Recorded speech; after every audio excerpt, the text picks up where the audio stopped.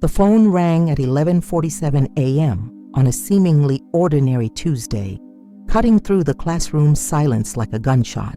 Emma Rodriguez felt her heart race when she saw the name on the display. Principal Williams, urgent. Her hands trembled slightly as she answered, while her 22 second-grade students watched her with curiosity. Emma, I need you to come to my office immediately. Bring Lucas Castellano with you. The principal's voice was tense, almost whispering. And Emma, there are some men here who want to talk with both of you. Emma's blood ran cold. Lucas Castellano, the quiet 7-year-old boy who always sat in the back of the classroom, who never brought lunch, and for whom she had bought a sandwich yesterday with her last $5. The same boy who cried hidden during recess, and whom she had hugged when he said he was hungry. Can you give me 5 minutes? Emma asked, trying to keep her voice calm. I need to organize the class. 3 minutes, Emma. They're not the type of people who like to wait. The line went dead. Emma looked at Lucas, who was coloring a drawing of a happy family. A father, a mother, and a child holding hands. His big, dark eyes looked at her with an innocence that contrasted dramatically with the tension now hanging in the air. Everyone, Emma said to the class, forcing a smile. The substitute teacher, Mrs. Johnson, will stay with you for a few minutes. I want you to be angels, okay? She addressed Lucas with a gentle voice. Lucas, sweetheart, can you come with me? The principal wants to see us. The boy nodded, putting away his crayons with the meticulous care he always showed. Emma noticed that his small hands were trembling slightly. Did he know something she didn't know? As they walked down the hallway, Emma tried to process what was happening. Yesterday had been a day like any other. She had arrived at school with only $23 in her wallet, all that remained until the next paycheck.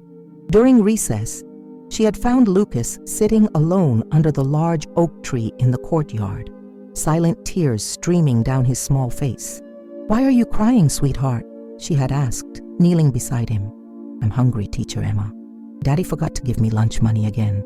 Without hesitation, Emma had taken Lucas to the school cafeteria and bought a ham and cheese sandwich, an apple and orange juice. $5 she couldn't afford to spend, but spent anyway. Seeing the smile on Lucas's face when he bit into the sandwich had been worth every penny. Now, 24 hours later, she was being called to the principal's office by some men who wanted to talk to her about Lucas. Emma's stomach churned with anxiety. The hallway had never seemed so long. Riverside Elementary School was small, with only 200 students, located in the town of Millbrook, a rural community of 8,000 inhabitants in upstate New York. It was the kind of place where everyone knew everyone, where doors stayed unlocked, and where the biggest news of the week was usually about who had won the local church pie contest. But today, something was different. Emma could feel it. When they reached the principal's office door, Emma took a deep breath. Through the frosted glass, she could see silhouettes, at least 3 men besides Principal Williams. Their voices were low, but the tone was serious, almost threatening. Ready, Lucas? She asked, gently squeezing the boy's hand. He nodded, but Emma noticed his eyes were different. No longer the pure innocence she was used to seeing, but something more mature, as if he knew exactly what awaited them on the other side of that door. Emma knocked lightly on the door. Come in, came Principal Williams's tense voice. What Emma saw when she opened the door made her world stop for a moment. 3 men in dark suits were standing in the small room. They were tall, imposing, with a presence that completely filled the space. The man in the middle, clearly the leader, was about 40 years old, with dark hair slicked back and eyes that seemed to see through a person's soul. There was a small but visible scar on his left temple. But what caught Emma's attention most was Lucas's reaction. The boy showed no surprise or fear. Instead, he ran toward the man in the middle. "Daddy!" Lucas exclaimed, hugging the man's legs. The man, whom Emma now realized was Lucas's father, bent down and picked up his son with a tenderness that completely contrasted with his intimidating appearance. For a moment, Emma saw something different in his eyes, pure and genuine paternal love. "Hi, champ," the man said, his voice softening completely. "How was school today?"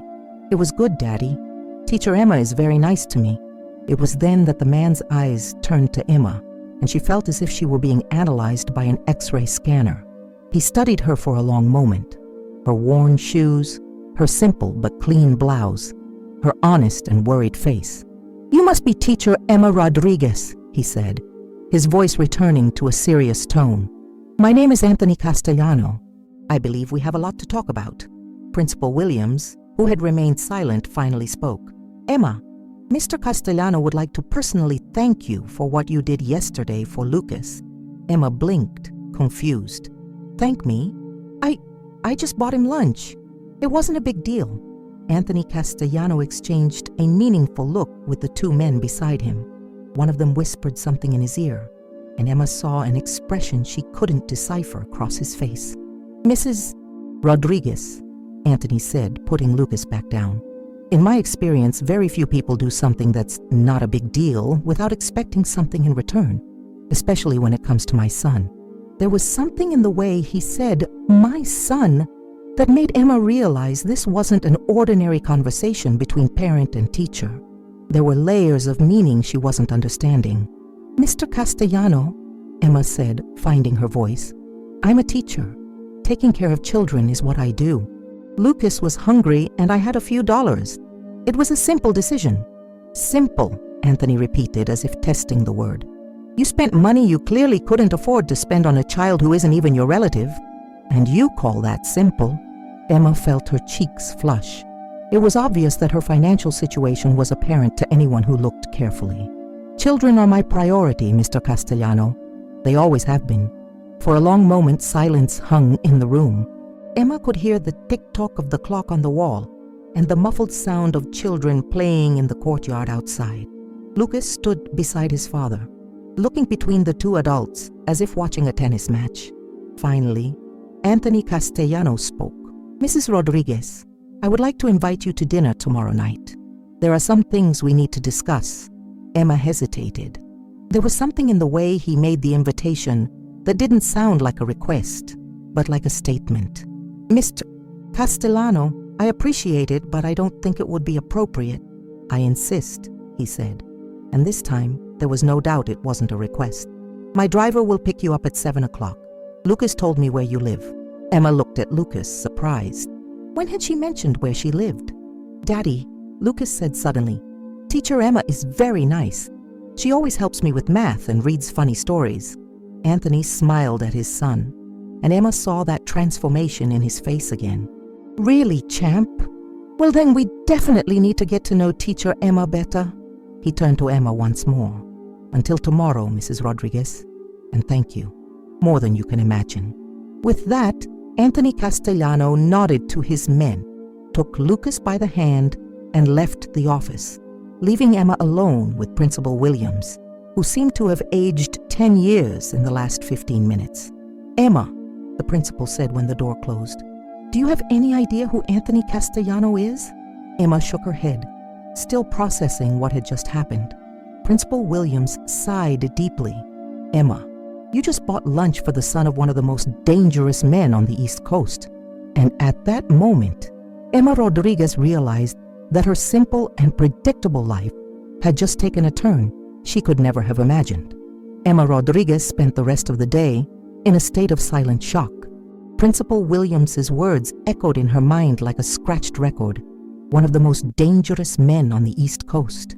She tried to maintain normalcy during the afternoon classes, but her hands trembled as she wrote on the board, and more than once she found herself looking at Lucas's empty desk, who had left with his father. When the last student left at 3:15, Emma finally allowed reality to hit her full force. She sat at her desk, put her head in her hands, and tried to process what had happened. Anthony Castellano. The name meant nothing to her, but the way Principal Williams had paled when pronouncing it said everything. "Emma?" The soft voice of the school secretary, Mrs. Henderson, pulled her from her thoughts. "Are you okay, dear? You look like you've seen a ghost." Emma lifted her head and forced a smile. "I'm fine, Mrs. Henderson. Just a long day." The older woman, who had worked at the school for more than 20 years, closed the door behind her and approached Emma's desk. "Dear, I saw the men who were here today, and I recognized one of them." She lowered her voice to a whisper. My late husband used to work in construction in Albany. He used to tell me stories about certain families that controlled contracts, that made problems disappear. Emma felt a chill down her spine. What are you trying to tell me, Mrs. Henderson? I'm telling you that you need to be very careful, Emma. People like Anthony Castellano don't make social visits to elementary schools. If he came here, it's because something important happened. And from what I heard, that something was you. After Mrs. Henderson left, Emma was alone with her thoughts. She picked up her phone and against her better judgment typed Anthony Castellano into Google. What she found made her stomach churn. The first pages of results were newspaper articles from the last 5 years. Money laundering suspect escapes federal charges. Castellano family linked to witness disappearance. FBI investigates illegal betting network in New York. And the photo that accompanied most of the articles was unmistakably the man who had been in her office a few hours earlier. Emma quickly closed the browser, as if the simple act of reading about Anthony Castellano could put her in danger. But it was too late. The images and headlines were already burned into her mind. She drove home on autopilot, her small 2008 Honda Civic, making worrying noises every time she pressed the brake. Her apartment was in a modest housing complex on the outskirts of Millbrook, the kind of place where young teachers and retirees on tight budgets could afford rent. Emma's apartment was small but cozy. She had decorated it with second-hand furniture she found at garage sales, and the walls were covered with photos of her students over the years and certificates from her continuing education courses. It was a humble home, but it was hers. She threw herself on the couch and tried to think rationally about the situation. Lucas was just a child, a sweet and gentle child who needed care and attention. The fact that his father was involved in questionable activities didn't change that. But the dinner invitation, that was another story entirely. The phone rang, interrupting her thoughts. It was her best friend Jessica, who worked as a nurse at the local hospital. "Emma, how was your day? You seem strange in your text message." Emma had sent a message earlier saying only "strange day. I'll call you later." Now she didn't even know where to begin. "Jess, if I told you that I bought lunch for a student yesterday, and today I discovered that his father is, well, let's say a very dangerous person, what would you do?" There was a pause on the other end of the line. "Emma, what are you talking about? What kind of dangerous? The kind that appears on the news? The kind that the FBI investigates?" "My God, Emma, are you serious? Who is this person?" Emma told Jessica the whole story, from the moment she found Lucas crying to the tense meeting in the principal's office. When she finished, there was a long silence. "Emma," Jessica said finally, "you need to cancel this dinner. You need to get away from this situation immediately." "But what about Lucas? He's just a child, Jess. He's not to blame for who his father is." "Emma, I love you like a sister, but you've always been too naive for your own good. People like this Anthony Castellano don't make casual invitations. If he wants to have dinner with you, it's because he wants something. And whatever it is, it's probably not good for you." After hanging up the phone, Emma prepared a simple dinner, pasta with tomato sauce and a salad. While eating, she thought about Lucas. The boy had always been quiet, but she had attributed it to shyness. Now she wondered if there were signs she had missed, the way he never talked about family, how he always seemed to be observing everything around him, how sometimes he seemed more mature than a 7-year-old should be. At 9 p.m., Emma was getting ready for bed when she heard a car stopping in front of her building. She peeked through the window and saw a black SUV with dark windows. Her heart raced. 2 men got out of the vehicle. She recognized one of them as being one of the men who were in the principal's office earlier. They didn't head to her building. Instead, they stood beside the car, clearly watching. Emma quickly closed the curtains and stepped away from the window, her heart beating so loud she could hear it. She picked up the phone and almost called the police, but stopped. What would she say? There are suspicious men outside my building. In a small town like Millbrook, that would probably result in questions she wasn't ready to answer. Instead, she called Jessica. "They're watching my house," Emma whispered into the phone. "Who's watching your house?" "Anthony Castellano's men. There's a black SUV outside with 2 men inside. Emma, you need to get out of there. Now, come to my house. What if they follow me? What if this makes things worse? Emma, listen to me. Pack some clothes, get your car, and come here. We'll figure out what to do later. Emma quickly packed some clothes in a backpack, grabbed her important documents, and left through the back door of the building. Her car was parked in the back parking lot, out of sight of the men in front. She managed to leave without being seen and drove to Jessica's house, constantly checking the rearview mirror. Jessica's house was on the other side of town, in a newer neighborhood with townhouses. When Emma arrived, Jessica was already waiting at the door, wearing a robe and with a worried expression. "Come in quick," Jessica said, pulling Emma inside. "Tell me everything again. Don't leave anything out." They sat in Jessica's kitchen, and Emma repeated the whole story, this time including the details about her online research and the men watching her house. "Emma," Jessica said when she finished, "you need to understand one thing. People like Anthony Castellano don't do anything by chance. If he wants to have dinner with you, it's because you've become important to him somehow. And in his life, important people are either allies or threats. But I'm neither. I just bought a sandwich for his son." Exactly. And that's what's confusing him. In his world, nobody does anything without wanting something in return. The fact that you did something genuinely altruistic has intrigued him. And men like him don't like mysteries. Emma put her head in her hands. "What have I done, Jess? I just wanted to help a child." "I know, dear. And that's why you're a wonderful person. But now you need to be smart. You have two options. You can try to run away from this situation, which will probably only make things worse, or you can go to this dinner and find out what he wants. Do you think I should go?" Jessica sighed. "Honestly, I think you don't have a choice. Men like Anthony Castellano don't accept no for an answer. But if you go, you need to be very careful. Don't accept anything that seems suspicious. Don't agree to anything you don't completely understand. And for God's sake, don't let yourself be intimidated into doing something that goes against your principles." They stayed up late, planning what Emma should say and how she should behave. Jessica insisted that Emma stay at her house that night, and they set up a plan for the next day. "One thing is certain," Jessica said as they prepared the sofa bed for Emma. "Your life will never be the same after tomorrow night." Emma lay on the sofa bed, staring at the ceiling in the dark. She thought about Lucas, his smile when she gave him the sandwich, the way he hugged her when she helped him with a difficult math problem, how he always drew happy families in his artwork.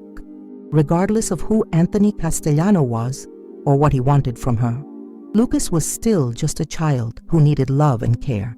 And Emma knew that no matter what happened at tomorrow's dinner, she couldn't abandon that boy. But as she finally fell asleep, one question kept echoing in her mind. What kind of world was she about to enter? And would she be able to leave it intact? Outside, without her knowing, the black SUV had found Jessica's house and was discreetly parked on the street, its occupants maintaining silent watch throughout the night. Emma woke the next morning to the sound of rain hitting Jessica's house windows. She had slept poorly, waking several times during the night with nightmares about men in black suits and cars with dark windows. When she finally got up at 6:30, Jessica was already in the kitchen, preparing coffee and toast. "How did you sleep?" Jessica asked, though the answer was obvious from the dark circles under Emma's eyes. "Terribly," Emma admitted, gratefully accepting the hot cup of coffee. "Jess, I keep thinking that maybe I should just get in my car and drive far away from here, maybe to California or Oregon, start a new life." Jessica sat beside her friend. "Emma, do you really think men like Anthony Castellano would just let you disappear? Especially now that you've caught his interest. Besides, you love teaching. You love your students. Would you really abandon all of that because of one dinner?" Emma knew Jessica was right, but fear was making her consider options that normally wouldn't even cross her mind. She looked out the window and saw that the black SUV was still there, discreetly parked across the street. "They're still there," she murmured. Jessica followed her gaze. "Yes, I saw them when I woke up. Emma, this confirms what I said yesterday. You have no choice but to go to this dinner, but let's make sure you're prepared." They spent the morning planning. Jessica insisted that Emma return to her apartment to get ready, but not before establishing a safety system. Emma would call Jessica every hour, and if she didn't call by 10 p.m., Jessica would call the police. "And Emma," Jessica said as her friend prepared to leave, "remember, you don't owe this man anything. You did an act of kindness for a child. That doesn't put you in debt to anyone." Emma drove back to her apartment in the fine October rain. The SUV followed her at a respectful distance, not trying to hide. It was as if they wanted her to know she was being watched. When she arrived at her building, the men parked in the same place as yesterday and simply stayed there. Inside her apartment, Emma tried to maintain a normal routine. She graded some tests, prepared lessons for the next day, and tried not to think about what awaited her that night. But it was impossible to concentrate. Every noise from outside made her jump, and she found herself looking out the window every few minutes. At 5 p.m., she began getting ready. She didn't have many elegant clothing options. Her wardrobe consisted mainly of casual clothes appropriate for teaching 7-year-olds. Finally, she chose a simple navy blue dress she had bought for her niece's graduation the previous year, black low-heeled shoes, and a beige cardigan. As she looked at herself in the mirror, Emma tried to convince herself that she looked confident and professional, but all she saw was a scared young teacher who was about to enter a world she knew nothing about. At 6:45, she heard the sound of a car stopping in front of her building. This time, it wasn't the black SUV, but an elegant black limousine. Emma felt her stomach churn. She grabbed her purse, checked that she had her phone and keys, and went down to meet her destiny. The driver was an older man with gray hair and a kind expression. He opened the door for her with a polite smile. "Good evening, Miss Rodriguez. My name is Frank. Mr. Castellano asked me to pick you up." "Thank you, Frank," Emma said, trying to keep her voice steady. The interior of the limousine was luxurious in a way Emma had never experienced. Soft leather, a small bar, and even a television. Frank offered water or soda, but Emma politely declined. Her stomach was too upset for anything. During the 20-minute journey, Emma looked out the window and tried to memorize the route. They left Millbrook and entered a rural area she didn't know well. The houses became larger and more spaced out, hidden behind tall gates and iron fences. Finally, they stopped in front of an imposing wrought iron gate. Frank spoke something into an intercom, and the gate opened silently. The property that was revealed took Emma's breath away. The house, if it could be called a house, was a 3-story colonial-style mansion surrounded by perfectly manicured gardens. There was a circular fountain in front of the main entrance, and the windows glowed with golden light. It was the kind of place Emma had only seen in movies. Frank stopped in front of the main entrance and opened the door for her. "Mr. Castellano is waiting for you in the dining room, miss. Just follow the butler." A middle-aged man in an impeccable suit was waiting at the door. "Good evening, Miss Rodriguez. My name is James. If you'll allow me, I'll take you to Mr. Castellano." Emma followed James through an entrance hall that was larger than her entire apartment. The walls were covered with paintings that looked expensive, and there was a crystal chandelier that probably cost more than she earned in a year. They passed through an elegant living room, a library with floor-to-ceiling shelves, and finally arrived at an intimate dining room. The table was set for 2 people, with crystals and silverware that gleamed in the candlelight. Anthony Castellano was standing near a window looking out at the gardens. He had changed from the dark suit to more casual clothes, dark pants, and a white button-down shirt without a tie. Even so, there was something in his posture that radiated power and authority. "Miss Rodriguez," he said, turning when she entered.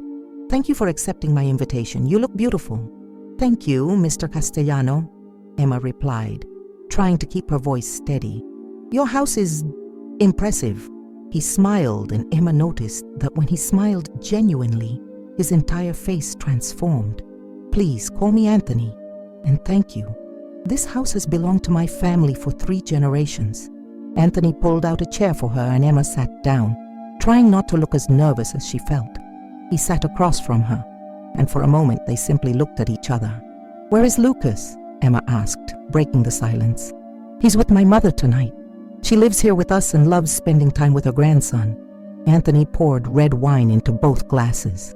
Lucas talked a lot about you during dinner yesterday. Apparently, you're the favorite teacher he's ever had. Emma felt warmth in her chest. He's a special boy, very intelligent and sensitive. Yes, he is. Anthony took a sip of wine. Miss Rodriguez. Emma. May I call you Emma? She nodded. Emma, I need to be honest with you. I did some research on you after our meeting yesterday. Emma's blood ran cold. What kind of research? Nothing invasive, I promise. Just basic information.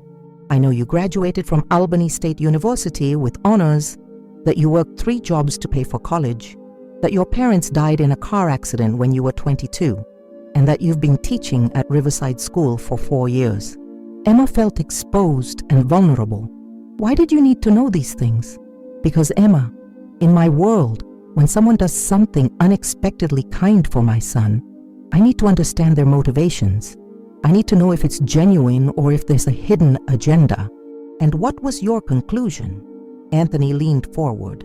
My conclusion is that you are exactly what you appear to be, a dedicated young teacher who genuinely cares about her students. And that fascinates me. James appeared silently and served the first course, an arugula salad with pears and walnuts. Emma could barely eat, but tried to keep up appearances. Anthony, she said finally, I need to ask, what do you want from me? Why am I here? He put his fork aside and looked directly into her eyes. Emma, you did something that no one has done for my son in a long time. You treated him with genuine kindness, without expecting anything in return. You spent money you clearly couldn't afford to spend to make sure he didn't go hungry. And when I asked why, you said it was simple. It was simple, Emma insisted. For you, maybe. But for me, it was extraordinary. Emma, I grew up in a world where every action has a motive, where every kindness comes with a price. The fact that you did something purely altruistic, that made me rethink some things. The second course arrived. Grilled salmon with asparagus. Emma tried to eat, but her mind was racing. Anthony, I read about you online, she said suddenly. I know what kind of business you are involved in. He didn't seem surprised. And what do you think about that? Emma chose her words carefully. I think you're Lucas's father, and Lucas is a wonderful child who deserves love and care, regardless of anything else. Anthony was silent for a long moment. Emma, do you have any idea how many people have tried to use my son to get to me? How many people have pretended to care about him to gain my trust or my money? Many, I imagine. Many, he confirmed. And then a teacher appears who spends her last $5 on a sandwich for him, without even knowing who he is or who I am. Can you understand why that intrigues me? Emma put her fork aside. Anthony, I don't want anything from you. I didn't know who you were when I bought that sandwich for Lucas, and that wouldn't change my decision if I had known. I believe you, he said, and that's why I'm about to do something my associates would probably consider madness. What do you mean? Anthony got up and walked to the window. Emma, Lucas lost his mother when he was 3 years old. Since then, he has been raised mainly by nannies and my mother. He's never had a consistent maternal figure in his life. And yesterday, for the first time in years, I saw him truly happy talking about someone. Emma felt her heart accelerate. Anthony, what are you suggesting? He turned to face her. I'm suggesting that you become Lucas's private tutor, that you come here every afternoon after school and on weekends to help him with his studies and to be the positive female influence he needs in his life. Emma was speechless. I don't know what to say. Say yes, Anthony said, returning to the table. I would pay you 5 times your current salary. You would have your own car, your own wing in this house if you wanted. All I ask is that you continue being exactly who you are for my son.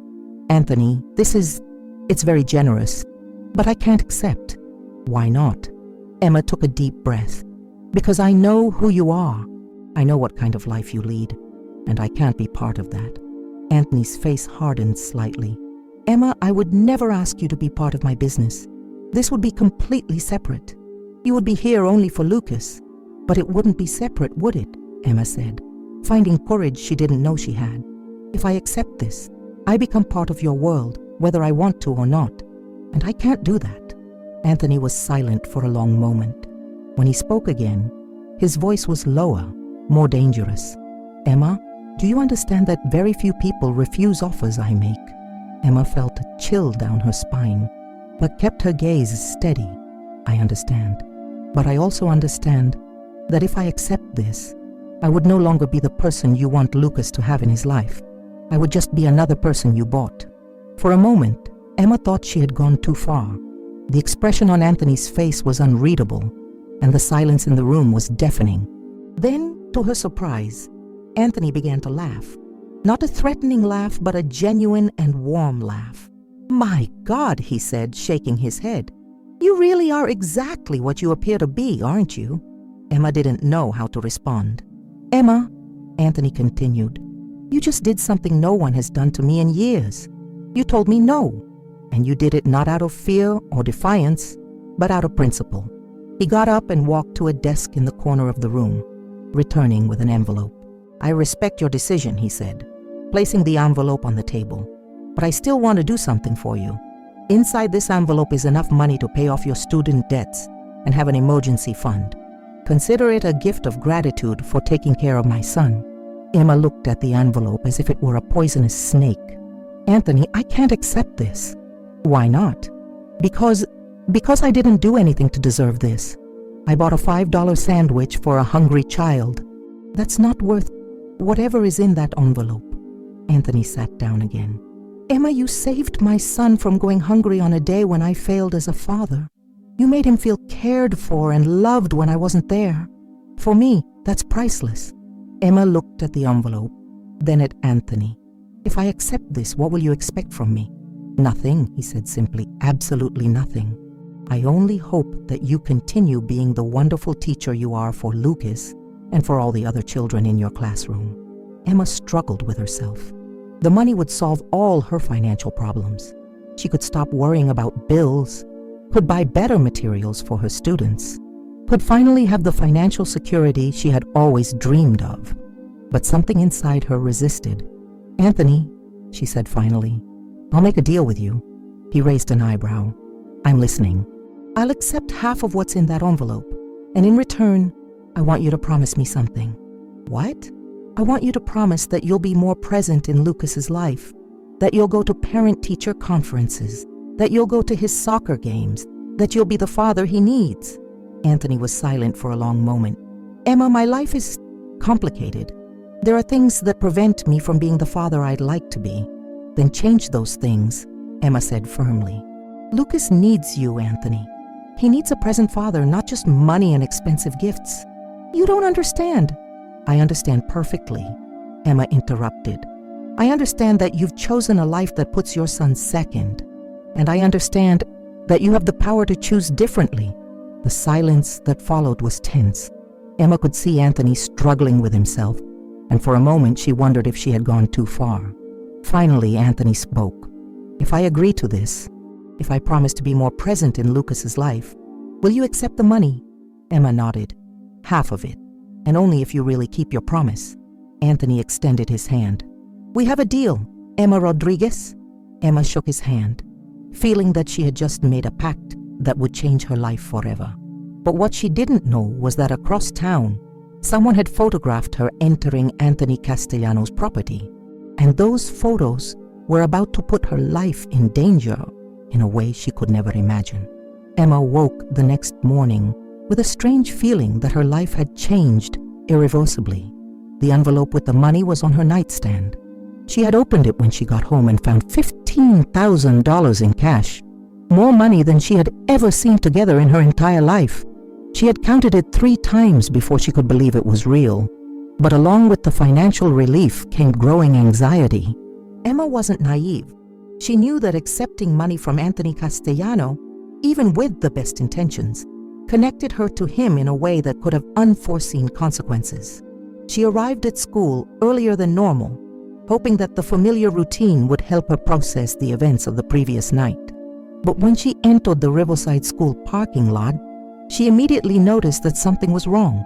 There were more cars than normal for such an early hour, and she could see people moving around near the main entrance. When she approached, Emma saw that they were reporters. 3 local television crews and several journalists with cameras and microphones were set up in front of the school. Her stomach dropped. "Miss Rodriguez," shouted a reporter when she saw her. "Miss Rodriguez, is it true that you had dinner with Anthony Castellano last night?"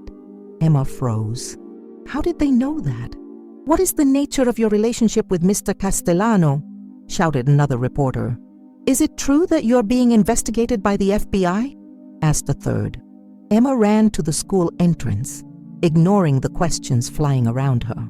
Principal Williams was waiting for her at the door with a somber expression. "Emma, we need to talk. Now." He quickly led her to his office, closing the door behind them. On his desk was a copy of the local newspaper, and Emma felt her world collapse when she saw the headline, "Local teacher seen entering mob boss's mansion." Below the headline was a grainy but clearly recognizable photo of Emma getting out of Anthony's limousine the previous night.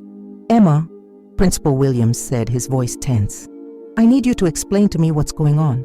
The school board is in panic, parents are calling demanding answers, and I have reporters camping at my door." Emma sat heavily in a chair. "Mr. Williams, I can explain. I hope you can, because your career may depend on it." Emma told the whole story, from the moment she bought the sandwich for Lucas to the dinner the previous night. She omitted only the details about the money, instinctively knowing that would only complicate things further. When she finished, Principal Williams was silent for a long moment.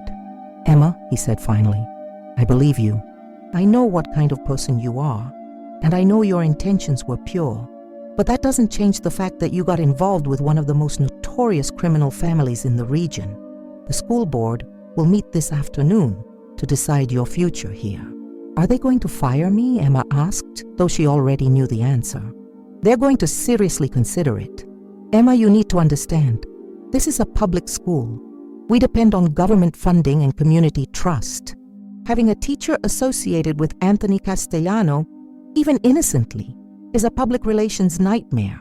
Emma felt tears burning her eyes. "And Lucas? What happens to him?" "Lucas will probably be transferred to a private school. Frankly, it's better for everyone involved." The rest of the morning passed in a fog. Emma tried to teach her classes normally, but it was impossible to concentrate with the reporters still outside and knowing her career was hanging by a thread. Her students seemed to sense something was wrong. They were quieter than normal, and several children asked why there were so many people with cameras at the school. During lunch, Emma locked herself in her classroom and called Jessica. "Emma, I saw the news. Are you okay?" "No, Jess, I'm not okay. They're going to fire me." "What? They can't do that. You didn't do anything wrong." "They can and will. Jessica, I ruined everything. I ruined my career because of a $5 sandwich." "Emma, listen to me. You didn't ruin anything. You did the right thing. If they fire you for that, then they don't deserve you." But Jessica's words, though well-intentioned, didn't relieve the weight in Emma's chest. Teaching was more than her job. It was her vocation, her passion, her identity. The idea of losing it was devastating. At 2 p.m., Emma was called to the principal's office again. This time, there were 3 school board members present, all with serious expressions. "Miss Rodriguez," said the board president, a middle-aged woman named Margaret Foster, "after careful deliberation, we've decided it would be best for all parties if you took an indefinite leave while this situation resolves." "An indefinite leave," Emma repeated. "That's a disguised dismissal." "It's a precautionary measure," Margaret corrected. "If and when this controversy passes, we'll reconsider your position." Emma knew it was a polite lie. Once the dust settled, they would find an excuse to make her dismissal permanent. "I understand," Emma said, trying to maintain dignity. "I'll clean out my classroom." "Actually," Margaret said, "it would be better if you did that after school hours, when there are no children present. We don't want to create more disruption." Emma nodded and left the office, feeling like a criminal. She spent the rest of the afternoon in a fog, trying to process the fact that her career had ended because of an act of kindness. When the final bell rang and the students left, Emma began packing her belongings. She was taking the children's work down from the walls when she heard a soft knock on the door. "Teacher Emma?" She turned and saw Lucas standing in the doorway with his backpack on his back and a confused expression on his face. "Lucas, what are you doing here? I thought you had left with the other students." "I told the babysitter I forgot something," he said, entering the room. "Teacher Emma, why are you taking down all the decorations?" Emma knelt down to his height. "Lucas, sweetheart, I'm going to have to step away from school for a while." "Why? Did you do something wrong?" "No, sweetheart, I didn't do anything wrong. Sometimes adults make decisions that don't make much sense." Lucas looked around the room, then back at Emma. "It's because of my daddy, isn't it?" Emma was surprised by the boy's perception. "Why do you say that?" "Because I heard the babysitter talking on the phone. She said there were problems at school because of my family." His eyes filled with tears. "Teacher Emma, I'm sorry. I didn't want you to have problems." Emma's heart broke. She pulled Lucas into a tight hug. "Lucas, listen to me. None of this is your fault. You're a wonderful boy, and I'm very grateful to have been your teacher. But I won't see you anymore." Emma fought against her own tears. "I don't know, sweetheart, but I want you to know that you'll always be special to me, no matter what happens." They hugged for a moment, and Emma felt growing anger at the injustice of it all. Lucas was just an innocent child, and now he was blaming himself for adult problems. "Lucas," she said, pulling back to look into his eyes, "I want you to promise me something." "What?" "Promise me you'll continue being the kind and intelligent boy you are. Promise you'll study hard and be kind to others, and promise you'll never blame yourself for the choices adults make." "I promise, Teacher Emma." After Lucas left, Emma finished packing her things in silence. When she was loading the last box into her car, she saw a familiar black SUV parked in the parking lot. Anthony Castellano was leaning against the vehicle waiting for her. Emma put the box in the trunk and walked toward him, feeling a mixture of anger and sadness. "You heard," she said. It wasn't a question. "I heard," Anthony confirmed. "Emma, I'm sorry. I never wanted this to happen." "But you knew it could happen, didn't you?" Emma said, her voice rising. "You knew that being seen with you could ruin my life, and you invited me anyway." Anthony was silent for a moment. "You're right. I knew it was a risk, but I hoped we could keep it discreet." "Well, clearly we couldn't." Emma gestured to the school building. "I lost my job, Anthony. I lost the career I love because of one dinner." "I'll fix this," Anthony said firmly. "I'll talk to the school board. I'll make donations to the school. "No," Emma interrupted. "Don't you understand? Anything you do will only make things worse. Your help is exactly what I can't accept now." Anthony looked genuinely lost. "Then what do you want me to do?" Emma took a deep breath, trying to control her emotions. "I want you to keep your promise about Lucas. I want you to be the father he needs, and I want you to leave me alone so I can try to rebuild my life." "Emma, please, Anthony, just leave me alone." Emma turned to leave, but Anthony called her. "Emma, wait. There's something you need to know." She turned, exhausted. "What?" "The photos of you entering my house last night, they weren't taken by reporters." Emma felt a chill down her spine. "What do you mean?" "They were taken by people who want to hurt me, people who now know you're important to me." "Emma, you may be in danger." "What kind of danger?" Anthony hesitated. "There are other families, other groups that don't like my growing influence in the region. They might try to use you to get to me." Emma felt the world spinning around her. "Are you saying I could be in physical danger because of one dinner?" "I'm saying I'll make sure you're protected. I've already put men to watch you." "Stop!" Emma screamed. "Just stop. I don't want your protection. I don't want to be part of your world. I just want my normal life back." She ran to her car and left the parking lot, leaving Anthony standing alone. But as she drove home, Emma couldn't ignore the fact that there was a black SUV following her at a respectful distance. When she arrived at her apartment, she locked herself inside and finally allowed the tears to come. She had lost her job, her career was ruined, and now apparently she was in danger because of a simple act of kindness. But what hurt her most was the memory of Lucas's face when he blamed himself for her problems. An innocent child was carrying the weight of the consequences of adult actions. Emma looked at the envelope with the money on her table.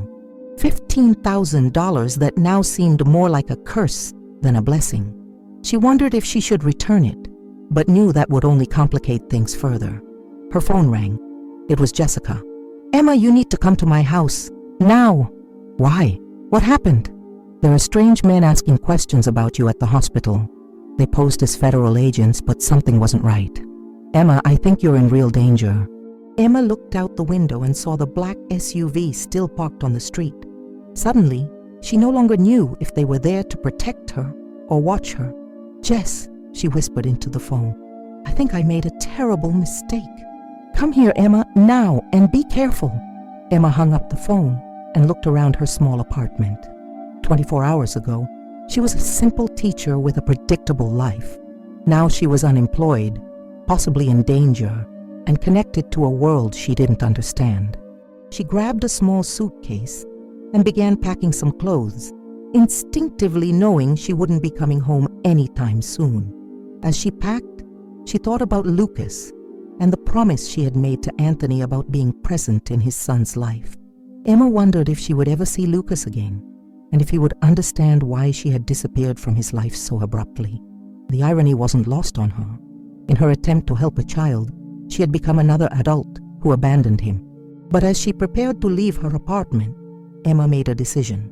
No matter what happened to her, she would find a way to ensure that Lucas knew he wasn't to blame for adult problems. She would find a way to protect his innocence, even if it meant sacrificing her own safety. Because in the end, that's what teachers did. They protected children, no matter the personal cost. 3 weeks had passed since Emma left her apartment that fateful night. She was staying at a small motel on the outskirts of Albany, paying in cash and avoiding any place where she might be recognized. Jessica visited her regularly, bringing news from the outside world that Emma had left behind. The news wasn't good. The story had gained national traction, with sensationalist television programs exploring the angle of the teacher and the mobster. Emma had become an internet meme, with people debating whether she was an innocent victim or a calculating opportunist. Her reputation was destroyed, and any hope of returning to teaching seemed impossible. But the news that disturbed her most came from Jessica on a cold November morning. "Emma," Jessica said, sitting on the motel bed, "I heard that Lucas was transferred to a private school in Manhattan. Anthony sent him to an expensive boarding school." Emma felt her heart break. A boarding school? But he's only 7 years old. Apparently, Anthony thought it would be safer. There are rumors that the situation with rival families is escalating. Emma got up and began pacing around the small room. "Jess, that boy already lost his mother. Now he's being sent away from his father, too. He must be feeling completely abandoned." "Emma, you can't blame yourself for this. You had no way of knowing." "But I did know," Emma exploded.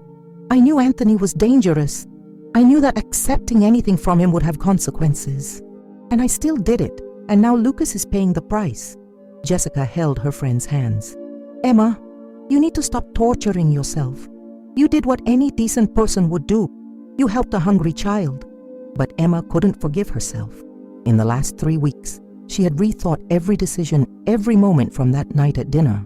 If she had refused the invitation, if she hadn't accepted the money, if she had been more careful. Her phone rang, interrupting her thoughts. It was a number she didn't recognize. "Hello? Emma, it's Anthony." Emma almost hung up immediately. "How did you get this number?" "That doesn't matter. Emma, I need to talk to you. It's about Lucas." "What's wrong with him?"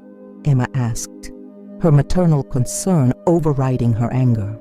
"He's not well. Since he went to boarding school, he barely speaks, doesn't eat properly, and the teachers say he cries every night. Emma, he's asking for you." Emma closed her eyes, feeling tears burn. "Anthony, we can't. Emma, please, just one conversation. I have a proposal that could solve everything." Against her better judgment, Emma agreed to meet him. They met at a small cafe in a town an hour away, a neutral place where neither would be recognized. Anthony looked different. He had lost weight, had dark circles under his eyes, and his confident posture had been replaced by something that seemed almost vulnerability. "Thank you for coming," he said when Emma sat down. "How is Lucas?" Emma asked immediately. Anthony sighed deeply. "He's destroyed, Emma. completely destroyed. He blames me for you leaving. He blames himself for causing you problems. And now he's in a place where he doesn't know anyone. Then bring him back home. I can't. Not yet. The situation with the other families is complicated. There have been specific threats against Lucas. The boarding school is the safest place for him now. Emma studied Anthony's face. What do you want from me, Anthony? I want you to visit him just once. He needs to know you didn't abandon him. And how exactly would I do that? My photo is in every newspaper. I can't just show up at a boarding school in Manhattan. Anthony leaned forward. I have a plan. But first, I need to tell you something. Something that changed everything. Emma waited. In the last 3 weeks, since all this started, I've been rethinking my entire life. Seeing what happened to you. Seeing how Lucas is suffering. Emma, I want out. Out of what? Everything. The family business, the criminal life, everything. I want a normal life for me and Lucas. Emma stared at him incredulous. Anthony, people like you don't just get out. You're right. It's not simple. But I have information the FBI has wanted for years. Information about other families, about operations, about things that could dismantle entire criminal networks. Emma felt her stomach churn. You're talking about becoming an informant. I'm talking about doing the right thing. For the first time in my adult life. And what does this have to do with me? Anthony hesitated. The FBI wants to talk to you too. They believe you could be a valuable witness about certain activities you might have observed or heard. But I didn't observe or hear anything. I had dinner with you once. I know that, and you know that. But they want to be sure. Emma, if you cooperate with them, if you testify that our interaction was completely innocent, it could help both you and me. Emma shook her head. Anthony, this is crazy. I can't get more involved in this. Emma, listen to me. If I do this, if I cooperate completely with the FBI, they can put me in the witness protection program. Lucas and I could have a new life, in a safe place, away from all this. And what does this have to do with me? Emma repeated. Anthony took a deep breath. I want you to come with us. Emma was silent for a long moment. What? Emma, Lucas needs you. He needs stability, someone who genuinely cares about him, and I need someone to help me be a better father. Anthony, are you suggesting that I abandon my entire life to go into witness protection with you and Lucas? What life, Emma? Your career is ruined, your reputation is destroyed, and you're hiding in a motel. What life do you have to abandon? The words hurt because they were true. Emma no longer had anything in Millbrook. No job, no prospects, no future. And if I say no, then I'll still cooperate with the FBI, still try to give Lucas a better life. But it will be much harder without you. Emma looked out the cafe window, seeing normal people living normal lives. Anthony, you're asking me to trust you with my entire life. I am, and I understand if you can't do that. Emma was silent for a long time, thinking. Finally, she spoke. I want to see Lucas first. Before making any decision, I need to see him. Anthony nodded. I can arrange that. 2 days later, Emma was in a car with dark windows driving to Manhattan. Anthony had arranged for her to visit Lucas as an educational consultant hired by the school to evaluate his academic progress. It was a lie, but a lie that would allow her to see the boy. St. Michael's boarding school was an impressive institution on the Upper East Side, with red brick buildings and perfectly manicured gardens. Emma was taken to a conference room where she waited nervously for Lucas. When the door opened and Lucas entered, Emma had to fight not to cry. The boy had lost weight, his eyes were dull, and he moved as if carrying the weight of the world on his small shoulders. Lucas, Emma said softly. The boy's eyes widened when he recognized her. Teacher Emma, are you real? Emma knelt and opened her arms. Lucas ran to her and hugged her tightly, beginning to cry. I thought you had gone away forever, he sobbed. I thought you didn't like me anymore. Oh, sweetheart, Emma said, hugging him tight. I could never stop liking you. Never. They talked for an hour. Lucas told her about school, about how he missed home, about how the other boys were different from him. Emma listened, offered comfort, and gradually saw a little light return to the boy's eyes. Teacher Emma, Lucas said when it was time for her to leave. "Will you come back?" Emma looked into the boy's hopeful eyes and made her decision. "Yes, sweetheart, I'll come back." 3 months later, Emma Rodriguez, now Emma Mitchell, her new name in the Witness Protection Program, was standing in the kitchen of a modest house in a small town in Oregon. She was preparing breakfast for Lucas, who now attended the local school and was gradually returning to being the happy child she had known. Anthony, now known as Michael Thompson, was working as a business consultant for a local company. His cooperation with the FBI had resulted in the arrest of dozens of criminals and the dismantling of several illegal operations. In return, he and his family had received new identities and a chance to start over. The transition hadn't been easy. Emma had to learn to live with constant fear of being discovered, had to adapt to a new identity, and had to navigate the complex dynamics of living with Anthony and Lucas as an improvised family. But there were also moments of pure joy. Seeing Lucas laugh again, seeing him make new friends at school, helping him with homework at the kitchen table, these moments made everything worthwhile. Anthony was also changing. Away from the pressures and temptations of his previous life, he was learning to be a present father. He went to parent-teacher conferences, taught Lucas to ride a bicycle, and read stories to him before bed. "Emma," Anthony said one morning while they were having coffee after Lucas had left for school, "I want you to know that I'll never be able to thank you enough." "For what?" "For giving me a second chance, for giving Lucas a second chance, for teaching us what it means to be a real family." Emma smiled. "Anthony, Michael, we all deserve second chances." He took her hand. "Emma, I know our situation is unconventional, but I want you to know that I've fallen in love with you, not just for the way you care for Lucas, but for who you are." Emma felt her heart accelerate. In the last few months, she had also developed feelings for Anthony. Seeing him transform from a dangerous man into a loving father had been one of the most beautiful things she had ever witnessed. "I've fallen in love with you too," she admitted, "with the person you've become." They kissed softly, sealing a love that had been born from the most unlikely circumstances. Emma Thompson, she had legally changed her surname when she married Anthony 2 years earlier, was standing in front of her new classroom at Riverside Valley Elementary School. After 3 years away from teaching, she had finally gotten a job as a teacher again, this time under her new identity. The classroom was decorated with colorful student work, an alphabet in large letters, and a cozy reading corner, exactly like her old classroom in Millbrook. Some habits never changed. Mom, Lucas, now 12 years old, appeared in the classroom doorway. He had started calling her Mom the previous year, and every time he said it, Emma's heart filled with joy. "Hi, sweetheart. How was school today?"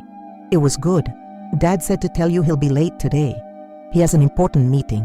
Anthony now ran his own consulting company, helping small businesses organize financially. It was honest work, and he was good at it. More importantly, he was home every night for family dinner. "That's fine. How about we make that chocolate cake you like while we wait for him?" Lucas's face lit up. "Can I lick the bowl?" Emma laughed. "Of course you can." As they drove home, Emma reflected on how their lives had changed. They weren't rich, far from it. They lived modestly, careful with every dollar, but they were happy in a way Emma had never imagined possible. Lucas was thriving. He was one of the best students in his class, had many friends, and most importantly, he was a genuinely happy and well-adjusted child. The traumas of his early childhood were healing, replaced by memories of love, stability, and family. Anthony was also flourishing. He had found purpose in his honest work and satisfaction in being a present father. He never spoke about his previous life, except when necessary for his ongoing obligations with the FBI. He had become the man Emma always knew he could be. And Emma? Emma had found something she didn't know she was looking for: a family. Not just Lucas and Anthony, but an entire community that had welcomed her as a teacher and neighbor. She had rebuilt her life in a way that was even richer and more meaningful than before. That night, after Lucas went to bed, Emma and Anthony sat on the porch swing, watching the stars. "Do you ever regret it?" Anthony asked. Leaving your previous life behind? Emma considered the question. Sometimes I wonder how it would have been if things were different. If I had never bought that sandwich for Lucas. If I had never had dinner with you. And then I look at our life now, at the man Lucas has become, at the man you've become, and I know I wouldn't change anything. Anthony pulled her closer. Not even the difficult parts? Especially the difficult parts. They made us who we are today. They sat in silence for a moment, appreciating the peace of their simple life. Emma, Anthony said finally, there's something I never told you. What? That first day, when Lucas told me about the teacher who had bought him lunch, I thought it was just another person trying to get close to my family for the wrong reasons. And when did you change your mind? The moment you refused my first offer. The moment you told me you couldn't accept my money because it would make you just another person I had bought. In that moment, I knew you were different. Emma smiled. And I knew you were different when I saw how you looked at Lucas. Even with all your dangerous reputation, it was obvious that you loved him more than anything in the world. I still do, Anthony said. And now I love you too. I love you too. As they swayed gently on the porch, Emma thought about the extraordinary journey that had brought them there. It had all started with a simple act of kindness. $5 spent on a sandwich for a hungry child. That small gesture had triggered a series of events that changed 3 lives forever. Emma had learned that sometimes the greatest transformations come from the smallest acts of love. That redemption is possible for anyone willing to change. And that family isn't just about blood. It's about choice, commitment, and unconditional love. In the next room, Lucas slept peacefully, dreaming about the science project he was doing for school and the weekend soccer game. He was a normal child, with a normal life, surrounded by people who loved him unconditionally. And it had all started with a poor teacher who bought lunch for a crying boy, not knowing his father was the mob boss. Sometimes, Emma reflected, the happiest endings come from the most unlikely beginnings.